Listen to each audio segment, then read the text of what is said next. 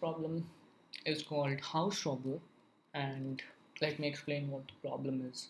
So you are a robber who's going to rob the houses which have been given to you over here in the nums, which is going to represent your amount of money in each house.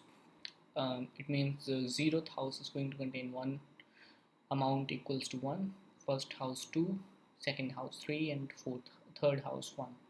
So there's a catch over here that if you rob the two houses, two successive houses, then the siren will be there and police will part you. Means if I rob 2 and 3, then the siren will be there and police will catch me. So that cannot be there. So I have to rob the houses like non-consequent houses. Like I can rob 1 and 3, or 1 and 1, or 2 and 1, or 3 and 1, as I have told, and I have to give the maximum of, I have to calculate the maximum in this case. So how this problem can be done?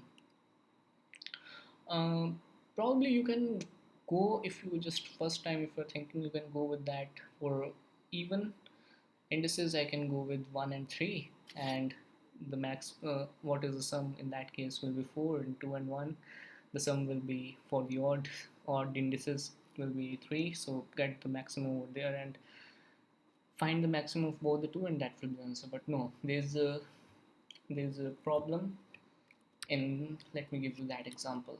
Let's say I have 4, 2, 3, and 5. In this case, 4 and 3 it will be 7, 2 and 5 it will be 7 again. So probably answer can be 7, but no, answer is going to be, if I rob the first house and the house on the zeroth indices, or the last house 4 and 5, and I can earn 9. So this is going to be the answer for this. The answer is going to be 9. So it was not like that you get the indices, sum of all the indices on the even position and sum of all the indices on the odd position and get the maximum. So it's not like that. So it needs to do something extra. So it needs to do something not that intuitive. For that, we are going to go with this approach which I am going to tell you. Let's say we have only one house. What is the max we can get for here? That will be 4. Let's say we have two houses, 4 and 2. What is the answer we are going to get for this one? It will be 4. Let's say we have three houses, 4, 2, and 3. What is the answer we are going to get for this? If the houses are 3, I'm going to get the max of what? I will rob this one, the one on the zeroth index, that is 4, and third. So I will rob this house. But let's say, because that will give me a sum of 7. But let's say this was having 10. Then which house will I'm going to rob? Then I'm definitely going to rob the second one. So for this, I can say max of 1 plus 3. uh, you got it what I'm saying. The code I will write later. So for this, the answer will be 7. In this way it will go on. Let's say the houses were there in 4, 2, 3, and 5. So in this, the maximum will be what? 5 and 4, that will be 9. So I need to maintain this thing. For that, I'm going to store uh, I'm going to store what? I'm going to maintain an array which is going to store my answers for each house. How I'm going to do this? Let's look at that. I will say I make a DP array, new, size of what? Size of nums dot length, isn't it?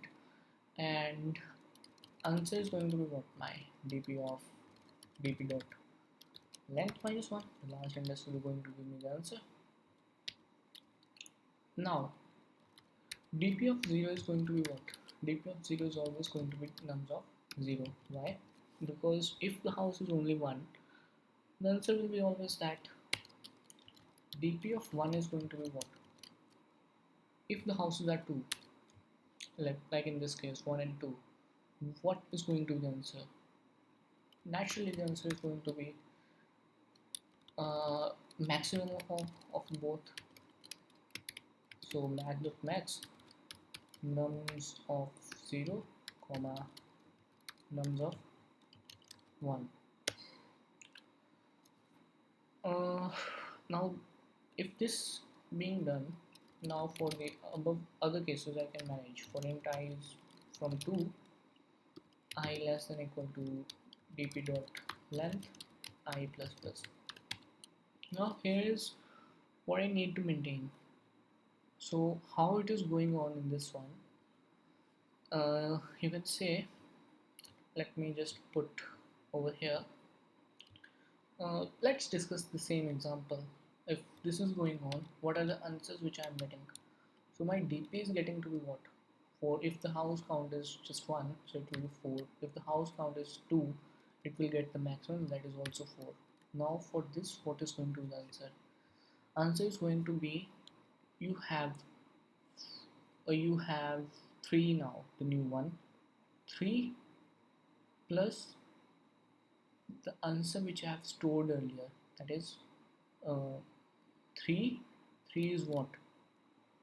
3 is, if you look over here, how what is going to be the answer for I is equal to 2?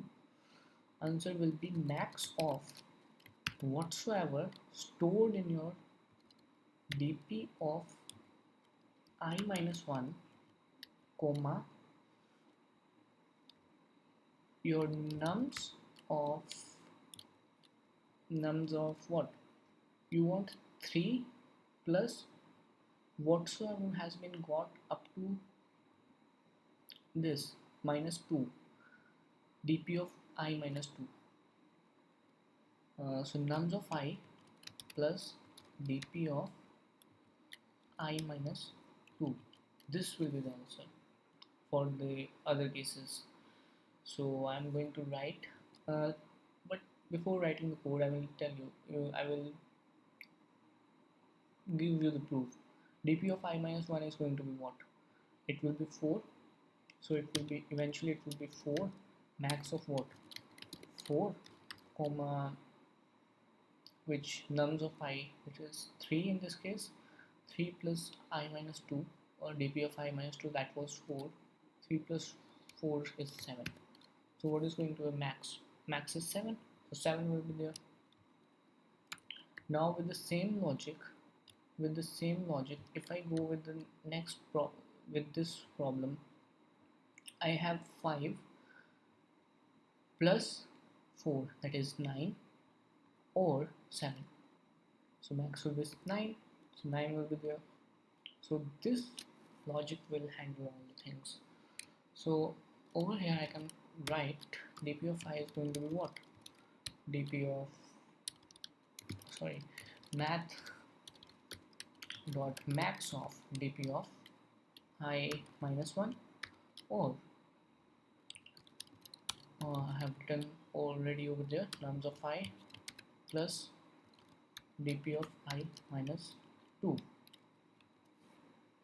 So this is going to handle all the remaining cases. But also we can maintain this if the nums dot length double equals to, as I've said, if a house is only 1, then I will return nums of 0. If nums dot length double equals to 2, return, if houses are 2, then what will be the answer? Max of the two houses. I will robe one of them, dp of 0 or dp of 1. Sorry, not dp of 0, it will be nums of 0 and nums of 1. I think that is going to be the whole code for this problem, and it's probably going to give me the right solution also. So let's see whether it's going to pass all the test cases. Yes, and it's a pretty fast, I would say, because the time space complexity, yes, you are using a new array, so space complexity is going to be O of n, and your time complexity is going to be O of n at the most. So that was the whole code behind it. I hope you have understood it. If even if not, I would recommend you to watch the video and try to do things on pen and paper to have more visualization, and especially go with this example, why I didn't go with the odd indices sum and even indices sum and get the max over there. So this example proves why I haven't done that. So that's it. I tried my best uh, to help you to explain the solution. So even I would expect you to do the same and get the result over there. So thanks for watching this video. See you next time.